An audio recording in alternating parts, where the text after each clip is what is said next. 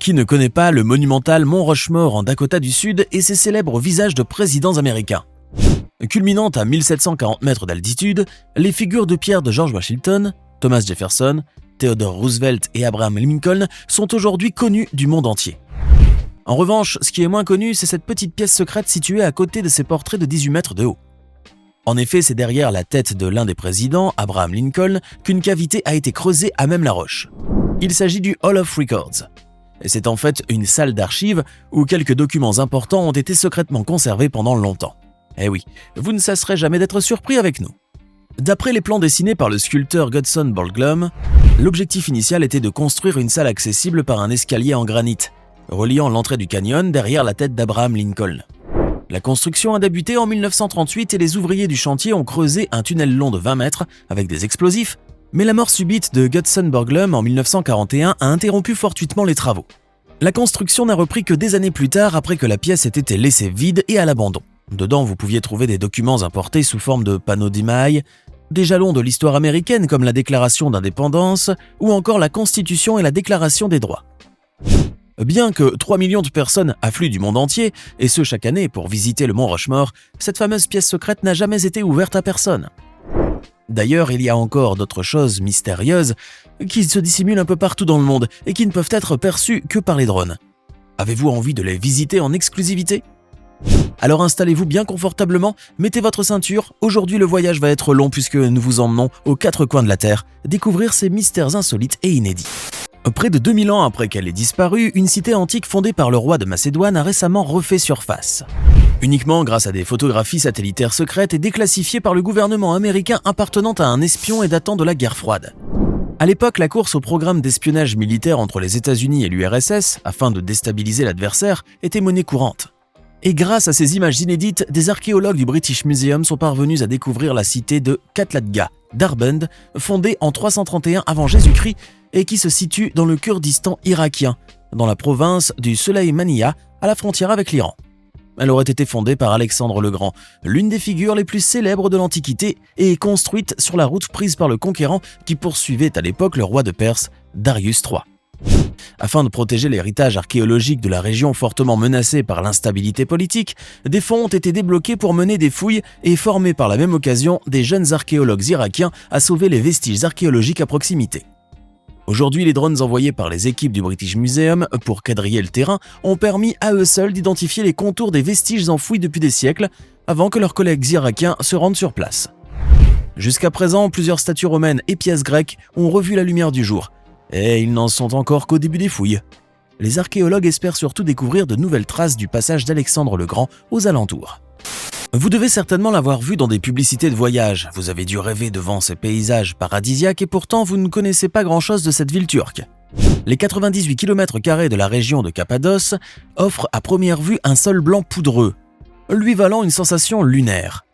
Ces collines creusées et ces cheminées de fait de 10 mètres de haut sont admirables. Les attractions touristiques créées par le vent et la pluie vous invitent quant à eux à l'évasion. Le scintillement dans les cônes de roche de la nuit, vous trouvez cela sublime. Et pourtant, sous la terre se retrouvent des choses très étranges. En effet, il existe un réseau de grottes reliées à ce qui était autrefois des villes souterraines entières.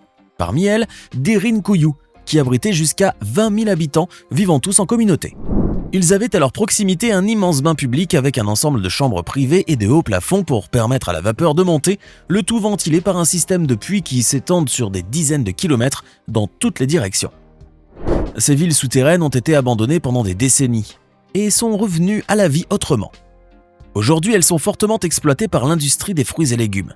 Du fait que la température souterraine constante d'environ 13 degrés Celsius fait des grottes un climat de stockage idéal pour des milliers de tonnes de fruits et légumes, et ce pendant des mois.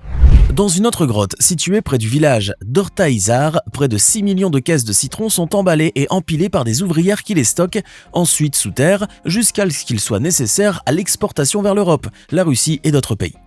Certaines grottes de Cappadoce ont une capacité de stockage de 20 000 tonnes. Vous imaginez ? Maintenant, si vous prévoyez de visiter cette région, il est impératif que vous demandiez une excursion vers ces grottes incroyables. Avez-vous déjà entendu parler du colosse des Apennins ?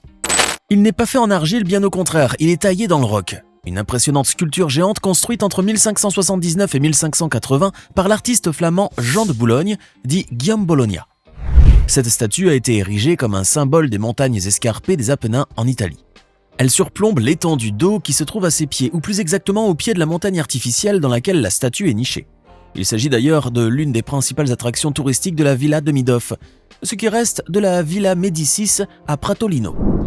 L'homme de pierre se dresse majestueusement au centre du parc de Toscane, et si vous le voyez pensif comme ça, peut-être même mélancolique, c'est parce qu'il a des secrets cachés.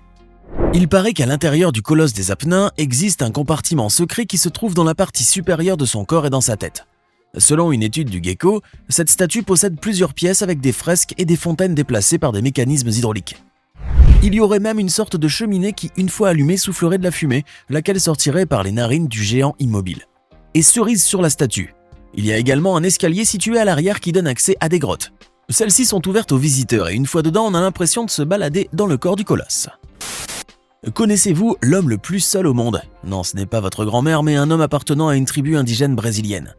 Avant de décéder, il était le dernier membre de sa tribu. Celui qui se faisait appeler l'homme du trou, car on ne connaissait pas son nom, vivait dans un isolement total depuis 26 ans, sur les terres indigènes de Tanaru, au cœur de l'état brésilien de Rondônia. Et si on l'appelait ainsi, c'est parce qu'il avait l'habitude de creuser des trous profonds dont certains étaient conçus pour piéger des animaux, tandis que d'autres étaient manifestement destinés à se cacher. On avait longtemps essayé de le contacter, mais l'homme se résignait et tenait absolument à rester là où il était. Il savait en revanche qu'il était surveillé de loin par les autorités qui trouvaient son cas très curieux. Il le savait parce que ces mêmes autorités lui laissaient de temps à autre généreusement des vivres et des victuailles. Quant à sa tribu, elle avait été décimée par des attaques dans les années 80 de la part d'éleveurs de bétail et d'accapareurs de terre. Plusieurs années plus tard, son corps a été retrouvé sans vie, gisant dans un hamac dans une hutte par des responsables de l'agence brésilienne des affaires indigènes, la FUNAI. Il n'avait visiblement aucun signe apparent de lutte ou de violence, ce qui lui laisserait croire qu'il était mort de cause naturelle. Il est mort laissant derrière lui des campements abandonnés où il plantait des cultures, notamment du maïs et de la papaye, et construisait des maisons en paille et en chaume. Avant de continuer, n'oubliez pas de cliquer ici pour vous abonner si vous aimez cette vidéo et d'activer toutes les notifications pour ne rater aucune de nos prochaines vidéos. Approchez par là, regardez cette merveille. Si pour vous, ça n'est rien d'autre qu'une montagne ordinaire, eh bien, ouvrez bien les yeux, car il s'y cache quelque chose de fabuleux. Au cœur des montagnes de la province turque de Çorum, se trouve une ancienne tombe cachée qui a été oubliée dans l'obscurité. On ne sait pas grand-chose sur cette tombe, ni les détails de sa construction, ni des informations sur son occupant. Mais on sait au moins qu'elle existe depuis maintenant des milliers d'années et qu'elle porte le nom de tombe rupestre de Kapilikaia. Une architecture troublante et merveilleuse à la fois. Selon les sources, le mot Kapilikaia signifie un rocher avec une porte exactement ce qu'il est. Elle daterait précisément du IIe siècle avant Jésus-Christ, pendant la période dite hellénistique. Certains Turcs pensent qu'il s'agit d'une tombe romaine et non grecque. Ensuite sont venus des constructeurs anonymes qui ont sculpté la tombe dans un affleurement. Un sentier sur le côté gauche mène à un escalier à la base. L'extérieur de la tombe est absolument effarant. L'entrée de la tombe ressemble à une porte massive qui ne s'ouvre pas, et d'ailleurs il n'y a que très peu d'espace à l'intérieur car il s'agit simplement d'une petite crypte avec peu de place pour autre chose qu'un corps. En revanche, la véritable entrée est ce petit trou carré que vous voyez là. Et le plus étrange est cette inscription mystérieuse gravée en haut de l'entrée. Ikesios. Bien sûr, on ne connaît pas sa signification, cependant une théorie suggère qu'il s'agit du nom d'un commandant grec, puisqu'à l'époque le territoire appartenait aux Grecs. Cette tombe n'est pas protégée et n'importe qui dans le monde peut aller la visiter. Même vous, si vous le souhaitez. La grotte galloise, joliment baptisée la grotte du contrebandier ou encore Culver Hall, se niche dans la péninsule de Gower à Port Eynon, l'une des grottes les plus dangereuses du monde. Seul un explorateur chevronné ou un spéléologue courageux oserait s'y aventurer. Le folklore local regorge d'histoires selon lesquelles cette grotte était autrefois utilisée pour cacher les gains mal acquis des contrebandiers dans les années 1700.